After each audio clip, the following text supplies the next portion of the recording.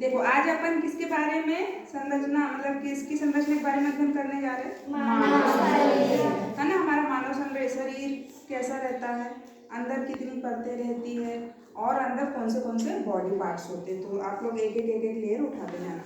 ये हमारा बाह्य शरीर है, ठीक है। आप आपके शरीर पे देखोगे, थोड़ा सा ऐसा उठा के देखोगे, ठीक है, आपकी स्किन आपको समझ में आएगी। तो ये हमारा बाह्य शरीर है जो कैसे हमारी स्किन से, हमारी त्वचा से ढका हुआ है। इसके बाद यदि हम त्वचा को हटाते हैं, आप आपकी स्किन को हटाएंगे तो आपका जो मनुष्य शरीर है, हमारा मनुष्य शरीर, उसकी संरचना कुछ ऐसी होती है ना। क्या दिख रही है आपको? ये मांसपेशियां। क्या दिख रही है? मांसपेशियां, है ना। ये जो मांसपेशियां है, ये दोनों तरफ से हमारे हड्डियों को क्या करती है? जकड़ के रखती है और उसको गति प्रदान करती है, ठीक है। जब एक जैसे यदि आप ऐसे हाथ करेंगे तो आप देखते हैं कि यहाँ की मांसपेशियां उठ गई आपकी, ठीक है। यहाँ की मांसपेशी क्या हो जाती है? फैल जाती है। और जैसे आप हाथ लंबा करेंगे तो यहाँ की मांसपेशी नीचे की ओर आ जाती है। तो इस प्रकार मांसपेशी जो है हमारे कंकाल तंत्र को या हमारी हड्डियों को दोनों ओर से जकड़ के रखती है और उसे गति प्रदान करती है।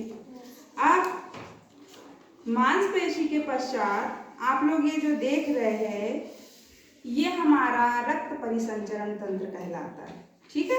तो आप यहाँ हमारे यहाँ पे क्या नजर आ रहा है आप लोगों को चित्र में? यहाँ पे हृदय नजर आ रहा है, ठीक है, लेफ्ट साइड में। तो ये जो आपको दो यहाँ से रक्त वाहिकाएं दिख रही है ना। तो ये लाल रक्त वाहिका और ये क्या है? नीली रक्त वाहिका।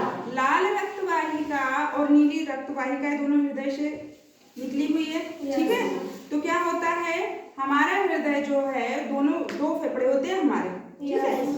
और जो हमारे दोनों फेफड़े, ये आप देखेंगे, ठीक है, ये किसके बीच में है? दोनों फेफड़े पसली पिंजर के बीच में, है ना। और ये पसली पिंजर के बीच में ये हमारा हृदय होता है, ठीक है। तो ये जो हृदय होता है, इसकी कार्यविधि देखते हैं अपन कैसे होती है। हमारा हृदय क्या करता है, जो हमारे फेफड़े हैं वो श्वसन में हमारी मदद करते हैं, ठीक है।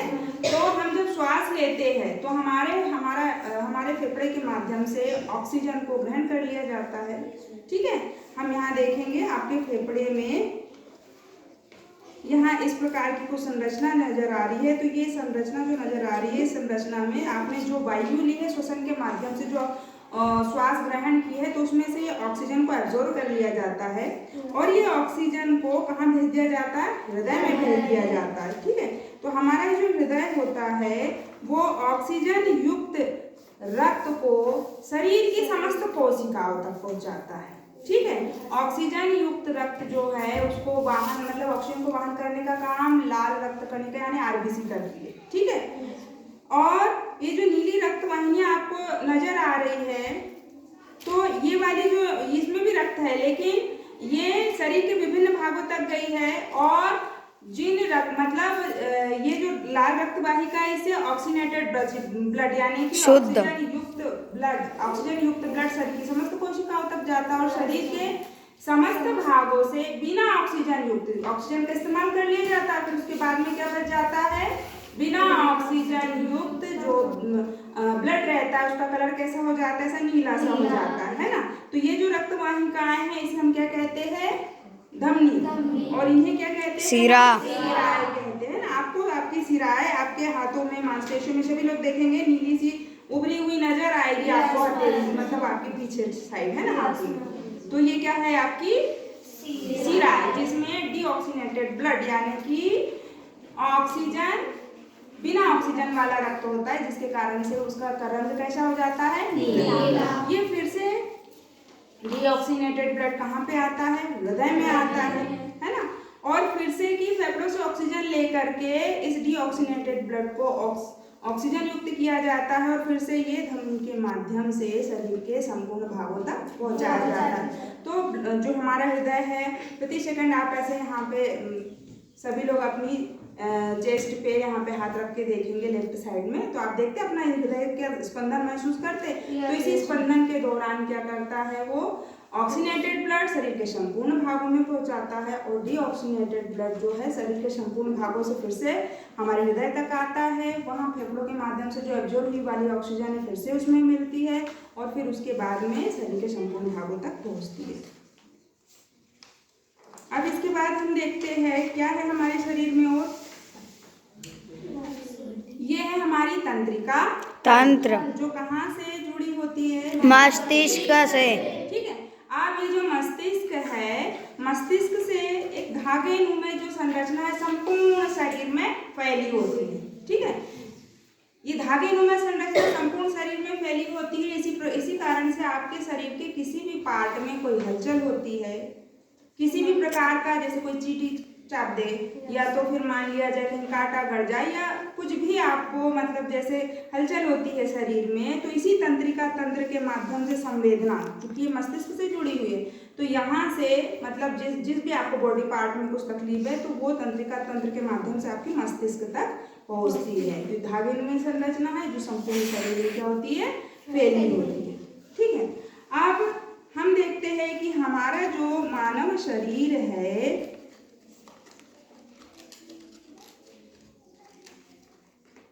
हमारा मानव शरीर हड्डी के ढांचे से ढका, मतलब हड्डी के ढांचा, यदि आप पूरी मांसपेशियां, आपकी स्किन सब कुछ निकाल दिया जाए तो आपको एक हड्डी का ढांचा मिलेगा, जिसे हमने क्या नाम दिया था? कंकाल तंत्र। क्या नाम दिया था? ठीक है। तो कंकाल तंत्र में आप आपकी चेस्ट में यहाँ पे देखेंगे, यदि आप श्वास लेते हैं तो आपको ऐसी पसलियों की यानी हड्डियों की क्या संरचना नजर आएगी, लगेगी। ऐसे श्वास लेकर के देखिए सभी लोग, है ना। तो ये इसे हम क्या कहते हैं? पसली पिंजर, है ना। इस पसली पिंजर के अंदर हमारे शरीर के जो अंग सुरक्षित होते हैं, अभी हमने देखा था क्या क्या कौन से अंग सुरक्षित होते हैं। ये क्या है हमारे दोनों बताओ? फेफड़े। फेफड़े क्या है? फेफड़े, है ना। और ये फेफड़े जो है नासा द्वार से मतलब एक जो है वायु नली होती है जिसके माध्यम से हम नासिका से सांस लेते हैं, तो मतलब हमारी पूरी वायु यहाँ तक आती है और फेफड़े के अंदर जो संरचना है, जो न्यूरॉन्स होते हैं, उसकी मदद से ऑक्सीजन को क्या कर लिया जाता है? अब्जॉर्ब कर लिया जाता है। हृदय को यहाँ पे हृदय को भेज दिया जाता है और अभी हमने हृदय का काम देखा कि वो ऑक्सीजन युक्त ब्लड को पूरे शरीर में फैलाएगा और संपूर्ण शरीर से डीऑक्सीनेटेड ब्लड को फिर से लाएगा और ये हृदय से हमको लगातार फेफड़ों के माध्यम से लगातार ऑक्सीजन की आपूर्ति बनी रहेगी। ये रहा हमारा हृदय। ठीक है।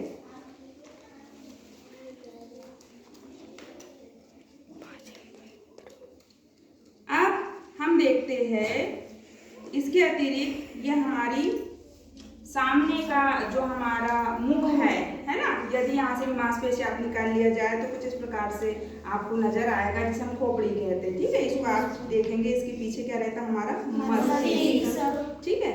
मतलब खोपड़ी के अंदर सुरक्षित रहता है हमारा मस्तिष्क, जो बहुत ही कैसा होता है? नाजुक और सबसे इम्पोर्टेंट पार्ट है हमारे शरीर का, इसलिए ये एक ठोस आवरण से ढका हुआ रहता है, जिसे हम क्या कहते हैं? खोपड़ी कहते हैं। ठीक है ना। अब इसके बाद में आप देखते हैं और क्या है हमारे बॉडी पार्ट्स में? पाचन तंत्र। पाचन तंत्र हम देखते हैं, है ना, कि ये जो हमारा कंकाल तंत्र है इसके अंदर वो कौन से बॉडी पार्ट्स होते हैं।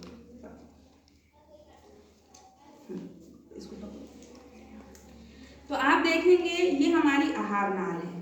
ठीक है।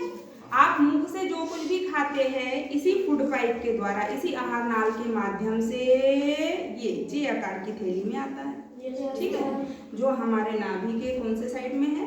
बाएं साइड। आगे बात समझ में, है ना। अब ये यहाँ पे आपको पता है, जब हमने पाचन संस्थान पढ़ा था कि ये कौन सा लिक्विड स्रावित करता है? हाइड्रोक्लोरिक एसिड, है ना। तो हाइड्रोक्लोरिक एसिड के माध्यम से यहाँ भोजन का जो भी माध्यम अम्लीय होता है पचता है। यहाँ पे भोजन यदि कुछ जीवाणु कीटाणु इत्यादि यदि हमारे भोजन में चले गए हैं तो यहाँ HCl के माध्यम से क्या हो जाते हैं? हाइड्रोक्लोरिक एसिड के माध्यम से वो समाप्त कर दिए जाते हैं। यहीं पे आप देखेंगे क्या नजर आ रहा है आपको? ये यकृत। रंग की ग्रंथि, इसको हम यकृत कहते हैं। यकृत से जो रस निकलता है वो काय में इकट्ठा होता है यहाँ पे? पित्ताशय में। ठीक है, जिसे हम पित्ताशय कहते हैं। पित्त रस निकलता है जो पित्ताशय में एकत्रित होता है। ठीक है, यहाँ से भोजन पचने के बाद में यहाँ से ग्रहणी के माध्यम से या छोटी आंत में भेज दिया जाता है। ठीक है, और उसी समय ये पित्त रस इत्यादि यहाँ पे क्या हो जाते हैं, इसमें मिक्स हो जाते हैं, है ना। और आप देखेंगे इसके पीछे आपको येलो सी संरचना नजर आ रही है। तो ये जो येलो सी संरचना है ये क्या है? हमारी ग्रंथि, अग्नाशय ग्रंथि, जो इंसुलिन हार्मोन स्रावित करती है, जो ग्लूकोज का पाचन करती है। ठीक है, जिन लोगों में मधुमेह का रोग होता है उनका अग्नाशय प्रॉपर काम नहीं करता, इंसुलिन हार्मोन्स की कमी आ जाती है और इसी कारण से क्या होता है? मधुमेह रोग होता है। और यदि वो ज्यादा बढ़ जाता है तो गोलियों से भी कंट्रोल नहीं होता और फिर उसके बाद उनको इंसुलिन के इंजेक्शन लगाने होते हैं। ठीक है, इसके बाद में यहाँ जो भोजन है उसका पाचन होने के बाद यहाँ छोटी आंत में उंगली नुमा संरचनाएं होती है। यदि आप छोटी आंत को काटेंगे तो वहाँ उंगली नुमा संरचना होती है जिसे विलाई कहते हैं, जहाँ इसके पीछे रक्तवाहिकाएं लगी होती है। तो जो भी न्यूट्रिशन भोजन का है वो अब्जॉर्ब कर लिया जाता है और ब्लड को भेज दिया जाता है और ब्लड के माध्यम से पूरे शरीर में चले जाता है।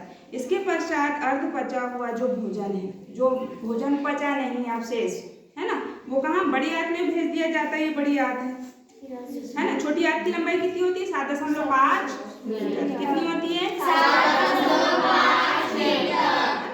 फिर इसके बाद में जो मतलब बिना पचा हुआ भोजन वो कहाँ है? हमारी बड़ी आंत। बड़ी आंत जो है इसमें लगातार खनिज लवण और जल का क्या होते रहता है?